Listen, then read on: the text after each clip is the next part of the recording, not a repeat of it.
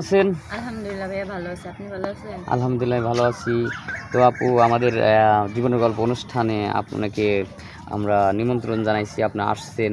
তো যাই হোক কিছু কথা কোনো কিছুই বাদ না রেখে আপনার জীবনের হিস্টোরি আমাদের চ্যানেলের মাধ্যমে প্রকাশ করেন। জি, আমি ভালো একটা মনের মানুষ চাই। এটার জন্য আমি অনেক দিন যাবৎ ভিডিও করতেছি। এরকম কোনো ছেলে আমাকে সাড়া দেয় নাই। আমি তার ঘরে বউ হয়ে যাইতে চাই, তার হাতে হাত রেখে সারা জীবন পার করতে চাই। এরকম একজন মানুষ চাই। তার যদি বাচ্চা থাকে আমার সমস্যা নেই, বিবাহিত হয় আমার তাতেও কোনো প্রবলেম নেই। আমি মনে করব যে তার বউ আমার বড় বোন। যেহেতু আমার বড় বোন নাই, আমি মনে করব তার বউ আমার বড় বোন। যেহেতু আমি এরকম একজন মানুষ চাই যাতে আমার পাশে ছায়ার মতন দাঁড়াবে। আমার বয়স হয়ে গেছে 22 বছর, এখনও আজ পর্যন্ত মানে এখনকার যুগের মেয়েরা 18 বছর পরেই ঘরে থাকে না।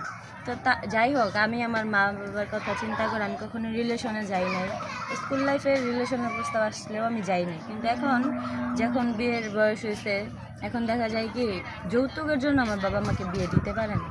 যেই আসে বলে ছেলেকে গয়নাগাটি দিতে হবে, আবার অনেকে বলে ছেলের ঘর সাজায় দিতে হবে, আবার অনেকে বলে 2-2.5 লাখ টাকা যৌতুক দিতে হবে। তো আমার বাবা রিক্সা চালায়, পুরো সংসার আমার বাবাটা নেই। আমাকে এসএসসি পর্যন্ত পড়াশোনা আমার বাবাই করাইছে, আর কেউ তো করায় নেই আমাকে। আর আমার বোন দুইটাকেও পড়াশোনা করায় আমার বাবাই করায়, আর কেউ তো আমার বাবার পাশে দাঁড়ায় নাই। যদি ভাই থাকতো তাহলে দাঁড়ানোর মতো মানুষ থাকতো, কিন্তু ভাই নাই, ওরকম কোনো মানুষও আমার বাবার নাই, আমাদেরও কেউ নাই। যাই হোক, আমি আরেকটা প্রশ্ন করি, তারপরে আপনি কিছু কথা বলেন। আপনার মানে জন্মস্থানটা কোথায়? আমার জন্মস্থান ঠাকুরগাঁ। ঠাকুরগাঁ। মানে এটা তো জেলা না? জেলা ঠাকুরগাঁ। আচ্ছা আচ্ছা, ঠিক আছে। আপনার নাম? মিথিলা। মিথিলা। সুপ্রিয় দর্শক দেখেন, মিথিলার বয়স 22 বছর হয়েছে। সে একজন ভালো পাত্র চাচ্ছে। মানে কতটা কষ্ট পেলে সে বলে দ্বিতীয় বউ হিসেবেও সে ঘরে যেতে চায়, তবু একটা স্বামী চায় সে সতীনেরও ঘর করতে চায়। যদি স্বামী তাকে ভালো রাখে, যদি তার অনুমতি থাকে, সে বড় বোন হিসেবে তার সাথে সংসার করবে।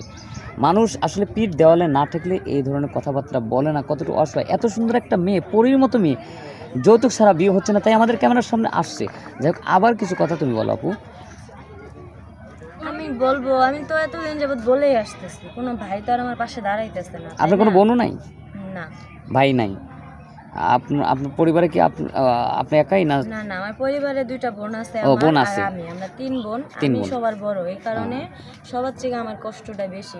অনেক অনেক ভাইরা ভাবে আমার দায়িত্ব নিলে নাকি আমার ফ্যামিলির দায়িত্ব নিতে হবে, কিন্তু না, শুধু আমার দায়িত্ব নিলেই হবে, আমার ফ্যামিলির দায়িত্ব নিতে হবে না। যাই হোক, আমার পাশে আমার বাবা ছাড়া ধরতে গেলে কেউ নাই পৃথিবীতে। এখন আপনার বাবা তো রিক্সা ভ্যান চালায় না? না, সে কি সুস্থ আছে? সে কি এখন সুস্থ আছে? মোটামুটি সুস্থ, কিন্তু কষ্ট করে, খুবই কষ্ট করে জীবনযাপন করতেছে, আপনাদের নিয়ে বেঁচে আছে আপাতত। হ্যাঁ। তো আপনার ফোন নাম্বার আছে?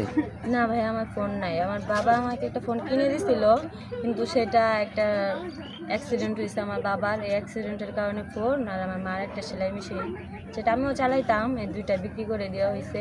কারণ আমাদের তার আর্থিক নাই যে আমাদের সেভিংস আছে ওইখান থেকে নিয়ে আমার বাবার চিকিৎসা করি। ঠিক আছে, আমরা জানলাম। দেখেন ভাই, আসলে এই যুগে কারো ফোন নাই, কেউ বিশ্বাস করবে না, কিন্তু মেয়ে তার হিস্টোরি বলেছে। তার একটা ফোন ছিল, একটা সেলাই মেশিন ছিল, বাবার অসুস্থতার কারণে বিক্রি করা হয়েছে। তো যদি কেউ মেয়েকে বিয়ে করতে চান, তাহলে আমাদের স্ক্রিনে আমাদের ইমো নম্বর দেওয়া থাকবে, হোয়াটসঅ্যাপ দেওয়া থাকবে, অযথা ভিডিও কল দিবেন না। সবারই সুস্বাস্থ্য কামনা করে শেষ করছি। আল্লাহ হাফেজ।